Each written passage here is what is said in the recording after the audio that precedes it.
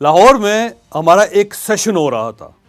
मौजू था आप अमीर कैसे बन सकते हैं। मैं सेशन में अपने स्टाफ के 2 लोगों को ले गया और उन दोनों को वहां मौजूद लोगों के सामने खड़ा कर दिया। मेरे दाएं तरफ खड़े लड़के ने शानदार सूट पहन रखा था।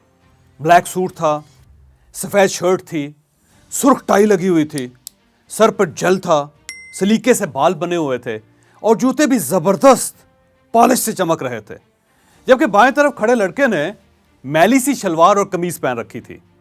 कमीज में सिलवटें थी, शलवार इस्त्री के बगैर थी, सर पर मैली सी टोपी थी, पाँव में खुली चप्पल थी और उस पर ही कीचड़ लगा हुआ था। मैंने सामने मौजूद लोगों को दोनों लड़के दिखाए और उनसे पूछा, आप बताइए इन दोनों में से अमीर कौन है और गरीब कौन है। आप यकीन कीजिए 99% लोगों का कहना था सूट वाला नौजवान अमीर है। हाल में मौजूद सिर्फ एक खातून ने कहा शलवार कमीज वाला लड़का अमीर है। मैंने उनसे इस ऑब्जर्वेशन की वजह पूछी तो खातून के पास कोई सॉलिड जवाब नहीं था। मैं आगे बढ़ने से पहले आपको यह भी बताता चलूं कि हम में से चंद लोग उल्टी खोपड़ी के होते हैं। सारे लोग सुर्ख रंग पसंद करेंगे और यह उल्टी खोपड़ी वाला नीले रंग पर हाथ रख देगा। सारी दुनिया राइट से लेफ्ट चलती है, यह लेफ्ट से राइट चलना शुरू कर देगा। इनकी हां भी हमेशा ना से शुरू होगी। आप इनसे पूछे खाना खाओगे, ये कहेंगे नहीं, चलो ले आओ। आप इनसे पूछें आप हज पर गए थे, आबे ज़मज़म तो जरूर पिया होगा, जवाब देंगे नहीं, बिल्कुल नहीं, बस थोड़ा सा पिया था। मैं इन लोगों को मुनफरद रहने के खप्त में मुब्तला लोग कहता हूं। ये लोग हमेशा उल्टी राय देते हैं। आप इनके सामने समोसे रख दें, ये पकोड़ों को याद करके कहेंगे अगर इस वक्त पकोड़े मिल जाते तो क्या बात होती। ये उल्टे लोग होते हैं। इन लोगों से निभाने का एक ही तरीका होता है कि आप इन्हें बस बर्दाश्त करें। उस खातून ने भी बस यूं ही बाएं तरफ खड़े लड़के को अमीर कह दिया था। मैंने इसके बाद तमाम लोगों से पूछा कि आपको इनमें से ज्यादा पढ़ा लिखा कौन दिखाई दे रहा है। सबने एक आवाज होकर सूट वाले नौजवान को वेल एजुकेटेड की डिग्री दे दी। मैंने इसके बाद पूछा कि आपको दोनों में कामयाब कौन दिखाई दे रहा है। इस बार भी सबका वोट सूट वाले नौजवान के हक में था। मैंने कहकहा लगाया और सूट वाले से कहा, बेटा तुम अब अपना कोट उतार दो। उसने कोट उतार दिया। लोग ये देखकर हैरान रह गए, उसका कोट अंदर से फटा हुआ था। कोट उतरा तो पता चला कि शर्ट भी फटी हुई थी और उस पर दाग भी थे।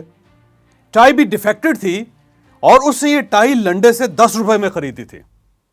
उसके जूते भी ऊपर से पॉलिश्ड लेकिन नीचे से घिसे हुए थे।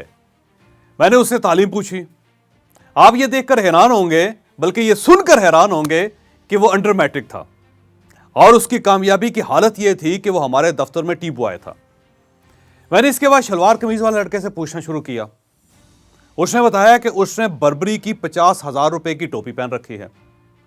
शलवार कमीज भी ब्रांडेड है और वो भी 40-50 हजार रुपए की है और उसकी चप्पल भी बॉस की थी और उसकी कीमत 75,000 रुपए थी।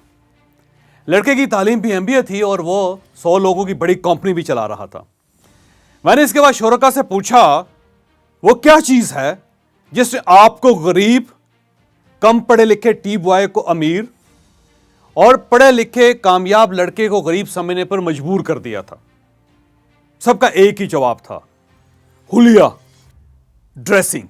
आप ये याद रखिए, हम क्या हैं, दुनिया इसका फैसला हमारे हुलिये, हमारी ड्रेसिंग से लगाती है। हम कितने कामयाब, कितने अमीर और कितने तालीम याफ्ता हैं, इसका फैसला 5 चीजें करती हैं। हमारी डिग्रियां, हमारी गाड़ियां, हमारे घर, हमारे बैंक बैलेंस और हमारी ड्रेसिंग। लेकिन दिलचस्प सूरत यह है कि हम पहली 4 चीजों को अपने साथ कैरी नहीं कर सकते। क्या आपने कभी देखा कि कोई शख्स अपना घर, अपनी गाड़ी, अपना बैंक बैलेंस और अपनी डिग्रियां साथ लेकर आया हो और उसने ये सब कुछ मेज पर रख दिया हो? चौराहे पे पीछे क्या रह जाता है? पीछे सिर्फ एक चीज रह जाती है और उसको कहते हैं ड्रेसिंग। लिहाजा आप अगर अमीर बनना चाहते हैं, आप अगर कामयाब होना चाहते हैं, तो इसका आगाज आपकी ड्रेसिंग, आपके हुलिये से होगा। आप यकीन कीजिए, मैंने जिंदगी में सैकड़ों लोगों को अपने हुलिये और अपनी ड्रेसिंग के जरिए तरक्की करते, कामयाब होते देखा। आप खुद सोचिए, आपने अगर किसी को मुलाजिम रखना हो तो आप किसे रखेंगे? कि आप साफ सुथरे वेल ड्रेस्ड शख्स को मुलाजमत देंगे, या फिर आप गंदे कपड़ों और उलझे बालों वालों को जॉब ऑफर कर देंगे?